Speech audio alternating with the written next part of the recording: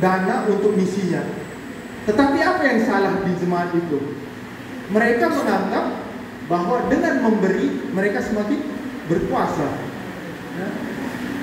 Bahwa jemaat Korintus menekankan bahwa ada pemisahan antara hidup Injil dengan hidup harian. Ketika dia ke gereja, ketika dia berkumpul dengan jemaat, dia memberi. Tetapi jemaat Korintus itu terkenal dengan jemaat yang bagaimana istilahnya? Dengan jemaat sebagai jemaat di mana kehidupan moral rusak. Kalau kita baca semua kitab Korintus itu kritik Paulus itu terutama terhadap kota Korintus sebagai kota pelabuhan. Sangat wajar di Korintus itu ada banyak prostitusi. Itulah kritik Paulus. Orang memberi, orang ke gereja, tetapi hidup hariannya nol. Orang memberi, orang mengasih, tetapi hidup hariannya nol. Sama dengan orang yang hari Minggu dia ke gereja, berdoa sampai menangis, sampai tertunduk ke tanah, ya. Tapi hari Senin sampai Sabtu selingkuh. Ya. Senin sampai Sabtu selingkuh dia. Hari Minggu menangis dia. Hari Minggu menangis, Senin sampai Sabtu selingkuh. Itu yang dikritik oleh Paulus.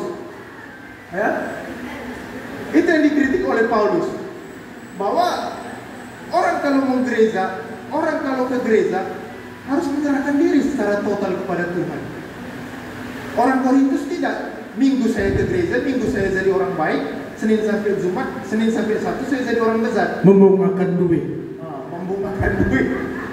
Ya. Itu juga penting. Karena bagi orang Korintus pada waktu itu berkembang satu ajaran yang terpenting pengetahuan saya terhadap kitab suci. Pengetahuan saya kepada Tuhan, itulah yang menyelamatkan saya, bukan hidup saya. Itu salah besar. Kedekatan kita kepada Tuhan, aktifnya kita ke gereja, itu harus mempengaruhi juga hidup harian kita. Harus juga mempengaruhi relasi hubungan kita dengan sesama. Kalau tidak, nol besar kita ke gereja. Itulah yang dikritik Paulus pada jemaat di Korintus. Lalu hal kedua yang menarik, kritik Paulus pada jemaat di Korintus, dia mengatakan bahwa mengenai salib, ya, karena di jemaat di Korintus itu Paulus mengatakan salib, gereja itu, kita ke gereja itu berarti kita menyalibkan diri. Karena apa? Kritik Paulus itu, dia mengatakan salib itu bagi orang Yahudi ada suatu kebodohan, bagi orang Yunani adalah suatu ketololan. Kenapa? Orang Yahudi mengharapkan Mesias itu adalah Mesias politik, Mesias yang berkuasa.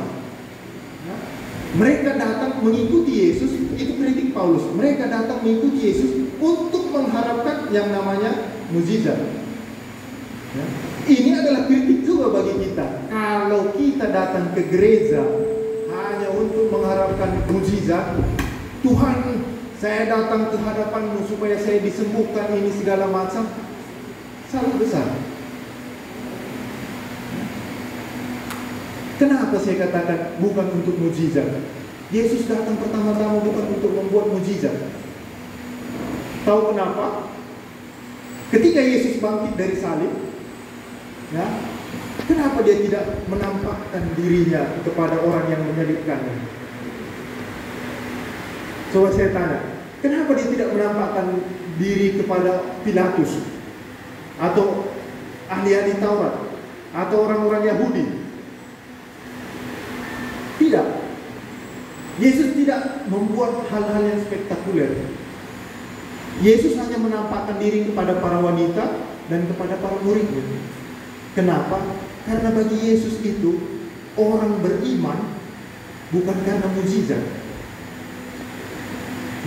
Orang beriman kepada Yesus karena orang itu punya pengalaman pribadi. Maka seperti lagu tadi, orang yang beriman itu, ya, orang yang dalam hidup hariannya betul-betul dekat dengan Tuhan, bukan karena dia mengharapkan suatu mukjizat. Itulah kritik Paulus. Dan yang kedua, ketika kita mengatakan kita ke gereja, kalau kita mengharapkan sebuah jabatan, kalau kita mengharapkan sebuah jabatan, kalau kita mengharapkan sebuah pengakuan, kalau kita mengharapkan sebuah pujian, kalau kita mengharapkan apalagi uang, maka kita sebenarnya tidak berbeda dengan orang Yahudi yang dikritik oleh Paulus. Ya? Karena orang Yahudi, bagi mereka gereja itu adalah Mesias itu adalah orang yang berkuasa, Mesias politik. Maka kalau kita ke gereja hanya untuk mengharapkan kekuasaan, maka kalau kita ke gereja hanya untuk mengharapkan pengakuan, disitulah perpecahan terjadi. Maka pas yang dikatakan Paulus, harus perpecahan. Supaya apa? Supaya tahu mana mereka yang tulus ke gereja, mana mereka yang ke gereja hanya demi kekuasaan, mana yang mereka ke gereja hanya demi nama, mana yang mereka ke gereja hanya demi pengakuan. Itulah kritik Paulus. Tidak ubahnya dengan orang Yahudi. Lalu